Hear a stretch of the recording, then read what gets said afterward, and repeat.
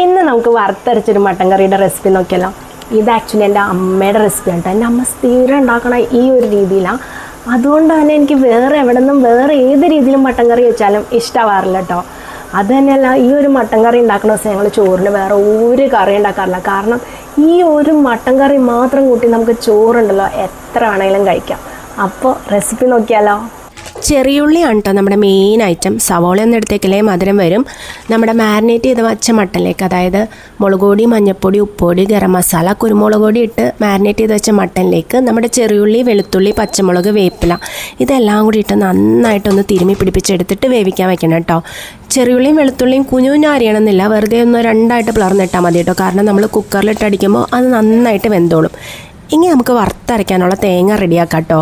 തേങ്ങ എടുത്തിട്ടുണ്ട്. അതിലേക്ക് ചെറിയുള്ളിയും വെളുത്തുള്ളിയും ഇഞ്ചിയും അതുപോലെ തന്നെ കുരുമുളകാണ് ഇട്ടത്. നിങ്ങൾക്ക് വേണമെങ്കിൽ നമ്മുടെ വറ്റൽമുളക് മുഴുവനായിട്ട് ഇടാം.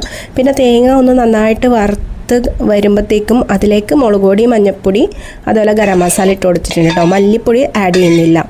എന്നിട്ട് ഇതേപോലെ നല്ല ബ്രൗൺ കളറാകുമ്പോൾ നമുക്ക് തീ ഓഫ് ചെയ്യാം കേട്ടോ. അപ്പോഴത്തേക്കും നമ്മുടെ മട്ടൻ വെന്തിട്ടുണ്ടേ. നമ്മുടെ തേങ്ങ വറുത്ത് വെച്ചത് നമ്മളൊന്ന് ചെറുതായിട്ട് ചൂടാറി കഴിഞ്ഞിട്ട് അരച്ചെടുക്കണം കേട്ടോ. അപ്പം നല്ല വെണ്ണ പോലെ അരിഞ്ഞ് വരും. ഞാൻ കുറച്ച് ചൂടോടുകൂടി അരച്ച്, അതായത് അതുപോലെ കട്ട പിടിച്ച് വന്നിട്ടോ.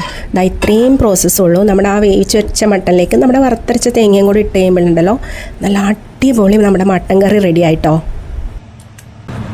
അപ്പം നമുക്ക് മട്ടൻ കറിയും കൂടി ചോറുണ്ടല്ലോ. എങ്ങനെയുണ്ടെന്ന് ട്രൈ നോക്കാം കേട്ടോ.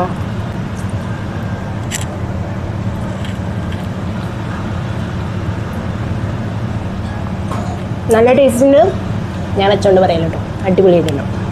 അപ്പോൾ ഇതേപോലെ മട്ടൻ കറി വെച്ച് നോക്കാത്തവരുണ്ടെങ്കിൽ ഒന്ന് വെച്ച് നോക്കൂ കേട്ടോ. അപ്പോൾ ഇന്നത്തേക്ക് ഇത്രയേ ഉള്ളൂ. ബൈ.